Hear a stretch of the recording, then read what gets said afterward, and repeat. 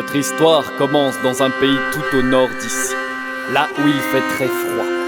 Il y fait tellement froid que la neige tombe presque sans arrêt, recouvrant tout de son grand manteau blanc, les montagnes, les forêts, les maisons et les gens. Dans ce pays, il y a un village caché au cœur des montagnes. La vie y est difficile, rien n'y pousse. Les routes pour y accéder sont dangereuses, la nuit tombe très tôt et les bêtes sauvages rôdent aux alentours. Souvent, le soir dans ce village, il fait tellement froid que les gens se regroupent dans la plus grande des maisons. Ils allument un bon feu qui réchauffe même les pieds les plus froids, se serrent les uns contre les autres, jouent de la nickel harpa et se racontent de belles histoires.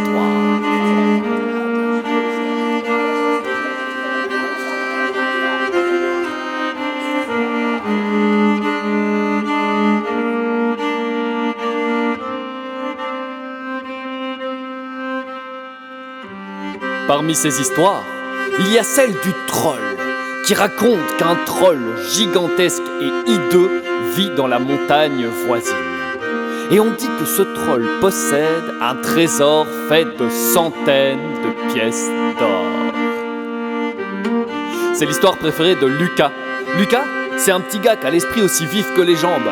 Et Lucas, il comprend pas pourquoi on va pas chercher l'or du troll.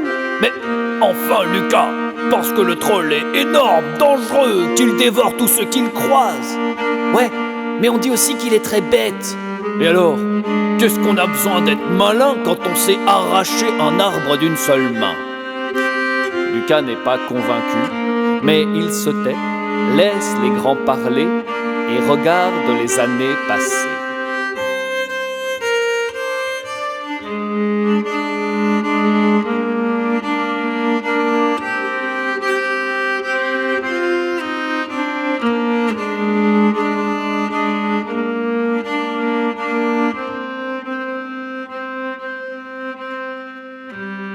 Les années ont passé.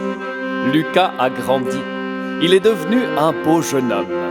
Et s'il aime toujours les histoires, il aime surtout la jolie Camille. Elle est belle, elle est drôle, elle est intelligente, elle est intéressante, elle est curieuse de tout. Et elle est amoureuse de Lucas. Ils s'aiment vraiment tous les deux. Et Lucas, il aimerait faire un beau cadeau à Camille, mais il n'a pas un sou en poche. Il peut rien lui offrir. C'est un vrai problème pour Lucas. Et souvent, il cherche une solution, mais n'en trouve aucune. Jusqu'au jour où il se souvient de cette histoire, de ce troll, de son immense trésor. Sa décision est prise. Lucas chausse ses bottes de fourrure, referme son gros manteau, prend un sac avec quelques provisions. Et juste avant qu'il ne parte, Camille lui offre son instrument préféré, sa nickel harpa. Ça te donnera du courage, lui dit-elle. Lucas l'embrasse et se met en route vers la montagne du troll. Il est parti. Il avance dans la neige qui à chaque pas est plus froid, plus dur, plus dense.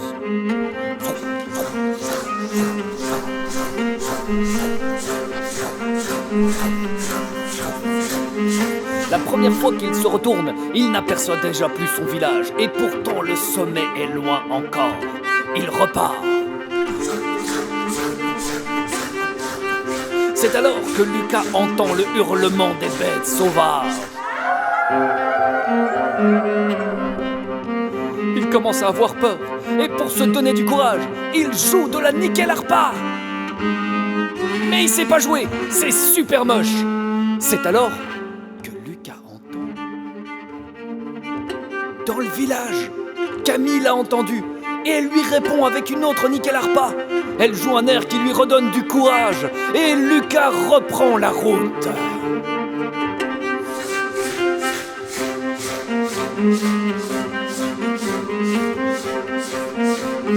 Il traverse une mer de nuages et lorsque le soleil se lève enfin, Lucas est au sommet de la montagne. Il aperçoit une caverne. Ah, ça pue! Ah, mais qu'est-ce qui pue comme ça?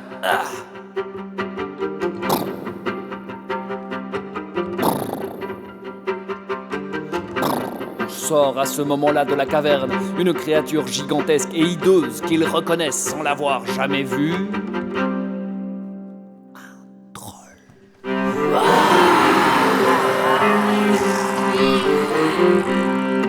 Kronk, sentir humain.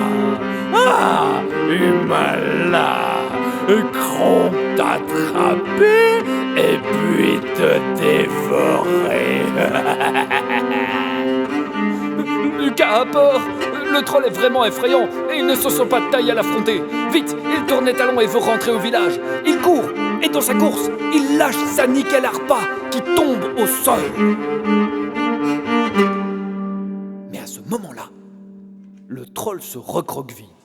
Non, pas le vilain bruit. Kronk aime pas le vilain bruit. Arrêtez le vilain bruit. Lucas comprend alors que le troll n'aime pas le son de la nickel harpa. Il court et reprend son instrument et il se met à jouer de toutes ses forces, aussi fort qu'il peut et aussi faux aussi. Le troll hurle, il met ses mains sur ses oreilles, il tourne sur lui-même, il se griffe le visage, il n'en peut plus. Non, pas le bruit.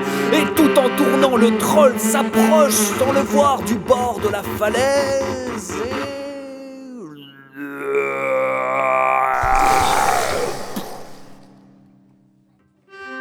Lucas peut alors entrer dans la caverne.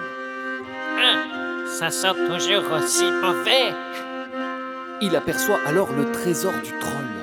Un trésor fait de centaines, de milliers de pièces d'or.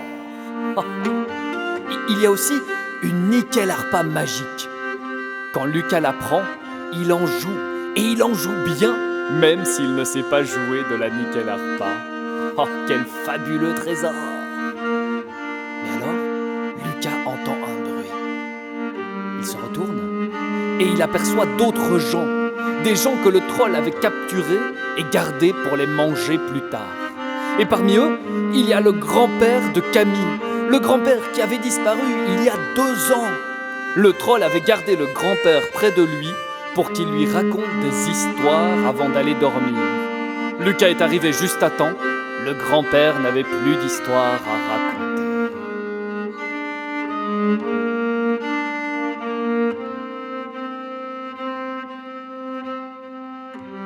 Tous ensemble, ils redescendent de la montagne. Camille est heureuse de retrouver son grand-père et bientôt, elle épousera Lucas. Quant aux gens que Lucas a sauvés, ils sont partis dans tout le pays raconter l'histoire de Lucas et du troll.